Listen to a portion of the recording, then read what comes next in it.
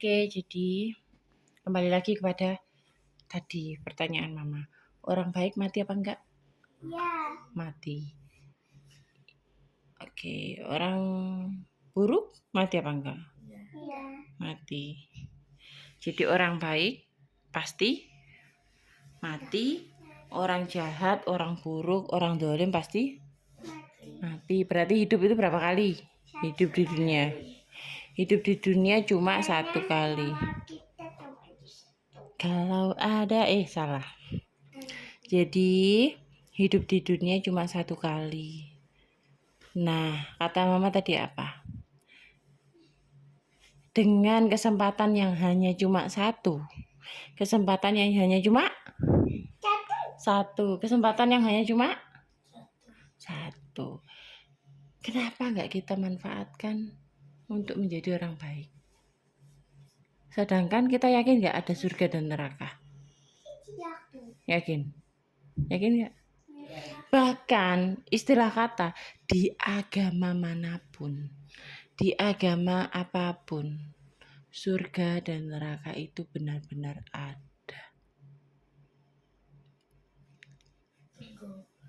Katanya itu kata ustadz yang ngajarin Islam yang suka ngaji itu, ngaji Al-Quran itu kayak gini ngomongnya. Dia ngomong kalau itu Al-Quran yang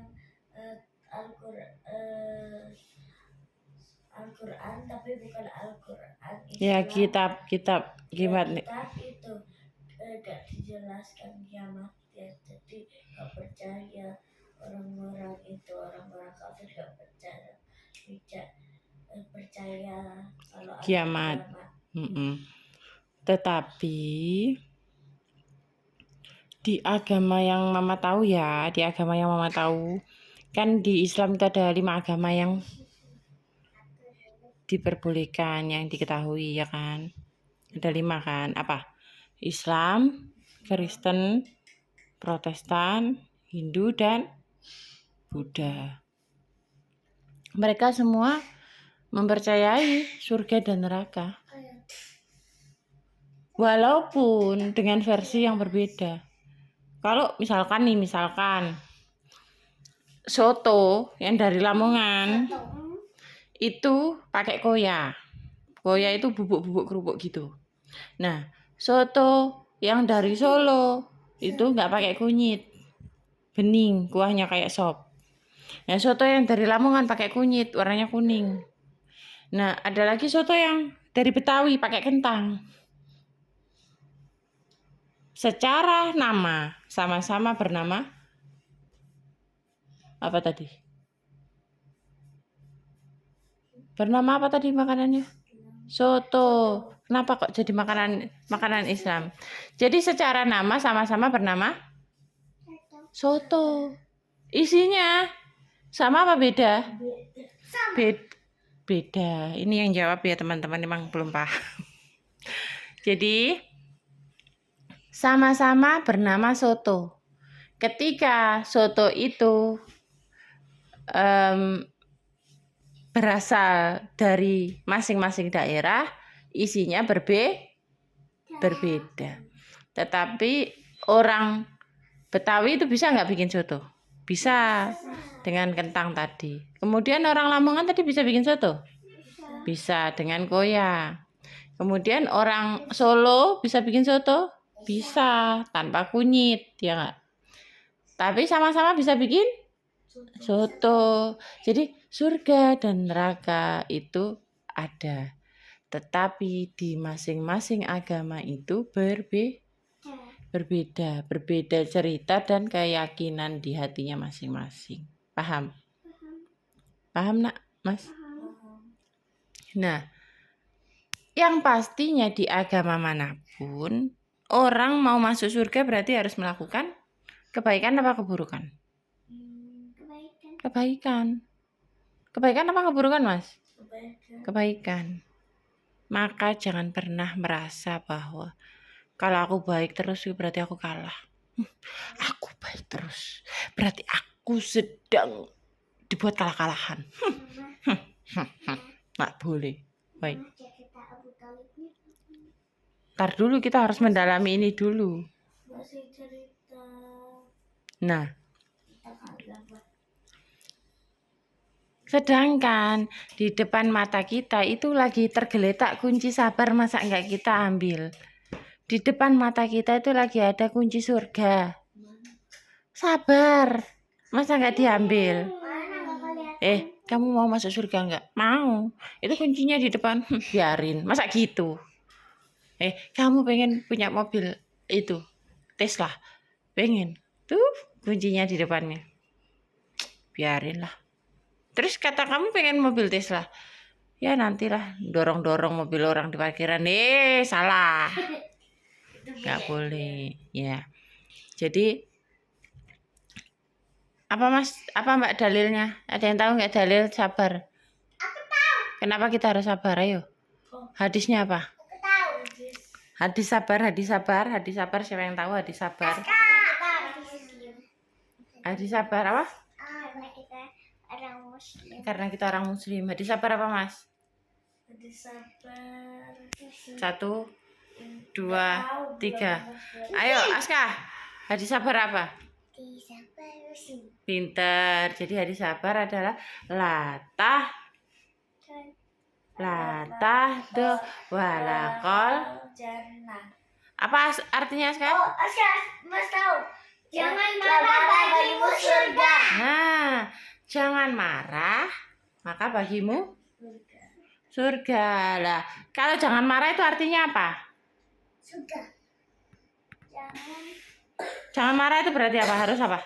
Sabar. Sabar. Berarti jangan marah sama dengan sabar. Jadi kalau orang sabar dapat apa? Pahala. Pahala tersebut yang digunakan untuk masuk surga. Pahalanya adalah kunci surga. Iya, kunci surga. Jadi orang yang dalam hidupnya itu sabar, bertawakal pada Allah. Tawakal itu apa? Jadi orang yang lagi diuji, kesusahan, tapi dia tetap tawakal kepada Allah. Dia pasrah aja kepada Allah. Tapi dia tidak berhenti berusaha. Amin. Sabar, bertawakal, dan satu lagi apa? Berhusnudon kepada Allah. Jangan sampai ketika kita lagi diuji, Berhusnuzon kepada Allah kayak mana? husnudon kepada Allah. Aku ini disuruh belajar mulu. Emang anak kecil gak boleh main apa? Masa pagi udah belajar di sekolah, pulang udah disuruh siap-siap ngaji. Kapan mainnya? Emang itu harus. Ya kan habis ngaji harusnya main. Habis itu tidur gitu loh, Nak. Oh gitu nah. Itu loh. Jadi kadang-kadang kita tuh berpikir, kok aku disuruh gini terus aku kapan gitu, misalkan gitu. Itu namanya suudon sama orang tua. Harusnya kita berhusnudon kepada orang tua, misalkan gini. Oh iya, mama suruh aku seperti ini pasti agar aku pintar. Pasti agar aku menjadi sesuatu yang bermanfaat untuk hidupku di kemudian hari. Karena apa? Sebaik-baiknya bekal orang tua terhadap anaknya adalah bekal apa? Doa. Baik, bekal doa. Ada lagi enggak? Ada. Bekal sehat. Mbak. Bekal makanan. Bekal makanan kamu mau kemah, Mas? Mbak. Apa? Bekal pahala. Kalau pahala itu lebih ke silakan dicari masing-masing ya, teman-teman. Jadi bekalnya sebaik-baiknya bekal orang tua terhadap anak adalah bekal ilmu. Bekal apa? Ilmu. Anak dikasih uang, tanpa dikasih ilmu pasti uangnya akan Rusak. Uangnya rusak boleh. Uangnya habis. Rakus. Uangnya rakus, tiba-tiba uangnya punya mulut dan perut. Iya, Jadi anak dikasih uang banyak sekali sama orang tuanya tapi nggak disekolahin. Atau di sekolahin tapi nggak pintar-pintar. Pasti habis buat makan jadi udah selesai. Sedangkan uang itu ada jumlahnya. Dikasih uang 10. Hari ini dibuat makan satu, hari ke-10 udah nggak ada lagi. Ya udah aku ambil lagi uangnya. Tidak bisa seperti itu. Segala yang berlalu itu berlalu, sudah hilang. Diikhlaskan. Paham? Makanya jadi manusia itu kalau mendapatkan kesulitan harus sabar, bertawakal kepada Allah, dan berhusnudzon kepada Allah. Jangan sampai kita bilang gini, kenapa sih aku mulu yang batuk? Aku udah minum obat ini sampai leherku. Ya Allah, kamu mau bikin leher aku copot ya Allah? Itu bersuudzon, berburuk sangka kepada Allah. Lah masa Allah mau bikin lehernya orang copot? Gak lucu. Jadi kita tuh harus berhusnudzon. Astagfirullahaladzim. Ya Allah, hamba percaya Engkau yang maha mengasihi hambamu yang lemah ini. Sekarang hamba ingin minum obat ya Allah. Mohon izinmu untuk menjadikan hamba ini lebih sehat. Mohon izinmu agar dari obat yang hamba minum ini menjadi penangkal dari segala rasa sakit. Paham? Barangkali ya Allah Engkau menguji hamba dengan sakit batuk ini agar hamba lebih sabar. Agar hamba bisa nggak ngomong banyak-banyak. Agar hamba ingat bahwa ada sehat sebelum sakit. Agar hamba sadar ada hidup sebelum mati. Agar hamba tidak sombong karena kapanpun hamba menjadi orang yang tak berdaya, maka pada saat itu juga hamba menjadi orang yang tidak berdaya. Maka nanti ketika hamba bisa bicara dengan lantang tanpa rasa batuk, hamba tidak akan asal bicara. Hamba akan menjadi orang yang berpikir. Hamba akan menjadi orang yang kalau ngomong itu berkualitas, tidak ngata-ngatain teman, tidak ngebully teman. Gitu. Menjadi anak yang membantu. Iya. Jadi kalau hamba nanti gak batuk lagi, hamba mau gunakan suara hamba ini semerdu-merdunya buat azan di masjid. Jadi itu berhusnudzon kepada Allah. Bukan suudzon. Ya Allah, kamu mau bikin leher aku copot apa gimana sih? Ini udah minum obat 30 liter. Berhusnudzon sama Udon. husnuzon itu beda ya. Husnudzon dan suudzon itu sama apa beda, Mbak? Beda. Kalau husnudzon artinya, kalau suudzon apa, Mas? Baik, Suudzon jahat, baik jahat, apa sih baik jahat? Suudzon itu berburuk sangka.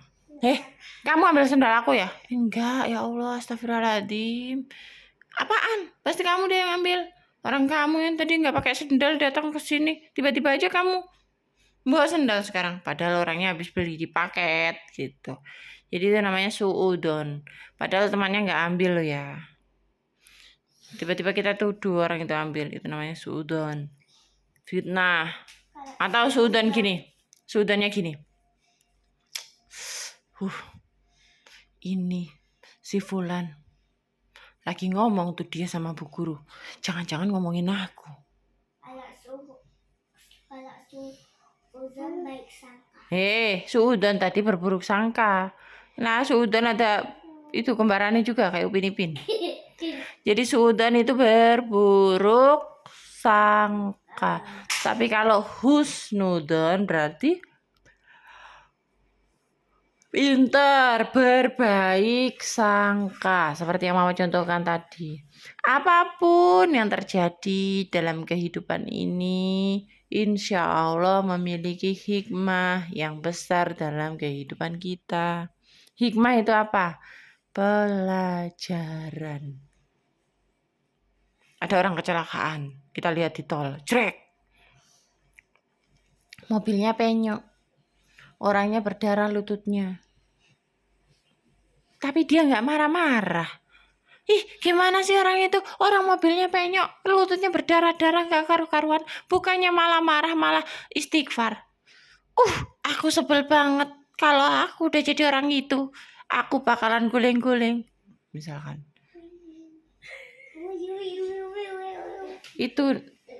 Itu ketika kita melihat segala sesuatu. Ayo, mau cerita apa? Mau apa nih? Segala sesuatu yang kita lihat, kita harus cari apanya dulu. Hikmahnya apa tadi? Kalau lihat kecelakaan, orangnya kok sabar. Satu hikmahnya. Banyak ya. Hikmahnya itu apa? Oh, mobil yang mewah itu, mobilnya kan mewah banget itu, harganya 30 miliar. Kok bisa penyok? Berarti apa? Tidak ada segala sesuatu yang abadi di dunia ini walaupun itu mahal.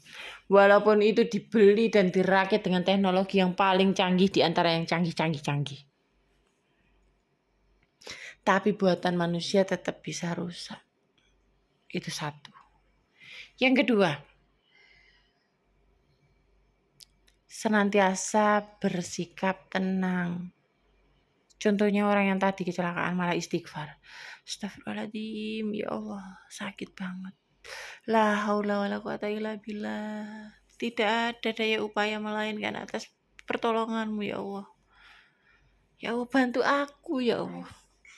Kira-kira ketika dia lututnya lagi berdarah banyak banget, dia ngomong gini, astagfirullahaladzim, la haula wala quwata illa billah. Sakit di lututnya tambah parah atau perlahan tenang? Mamai, kalian nih. Astagfirullahaladzim, la haula wala quwata illa billah. Ya Allah, bantulah hamba. Kira-kira Mbak masih ingat pas kan mama lagi jalan, habis itu mama kepala habis itu mama apa itu namanya, apa itu benda. mau berdoa, kirain koprol. Nah, ketika kita sedang mengalami musibah, kita beristighfar, kita minta tolong sama Allah, kira-kira lutut yang tadi cenut-cenut, oh ditutup sayangku. Nah itu, hikmahnya apa orang batuk tadi? Satu, kalau batuk ditutup. Yang kedua, udah tahu dikasih tahu mamanya suruh pakai jaket, jangan ngeyel. Yang ketiga, loh, siapa yang bilang? Tadi mama bilang Topinya, masa mau tidur pakai topi? Orang mau tidur pakai jaket itu wajar. Mana ada orang mau tidur? Teman-teman, di tempat kalian ada nggak orang mau tidur pakai topi? ada. Pakai helm juga? Iya. Iya. Bawa motor? Jangan ya, Dek ya. Masa tidur di atas motor? Kan depan kita motor tuh. Kita tidur. Itu bahaya, itu tidak boleh dilakukan. Jadi tidak boleh tidur di atas motor. Walaupun kita dibonceng. Udah ada yang nyetir kok, Ma. Tenang aja, aku lo cuma duduk tok. Tetap nggak boleh tidur di motor. Bahaya. Loh tapi lo, yang nyetir lo bukan aku. Tapi mobil sama pesawat juga boleh loh, pilotnya boleh tidur. Karena kan bisa diganti sama orang yang lain. Ya, iya sih. Gini, karena kendaraan yang ada ruangannya di dalamnya, ada atapnya, ada senderannya, ada dinding kanan, dinding kiri, dinding belakang. Masa kendaraan pakai dinding, masa pakai batu batai, nggak selalu ya. Mama, kenapa itu tidur di motor itu berbahaya? Karena nanti bisa jatuh beluak. Kayak mainannya siapa tuh yang jatuh dari motor? Mas ya, palu-paluan ya? Bukan Mbak. Pas Mbak tidur di depan. Paluku hilang. Iya, habis itu kita muter balik. Ternyata penyet. Ya masa iya palu penyet, geprek dadakan. Gitu ya. Jadi kalau di motor boleh tidur nggak? Enggak. Boleh nggak di motor itu bawa mainan banyak-banyak? Enggak. Kalau di motor itu bawa kucing boleh. Boleh. Boleh.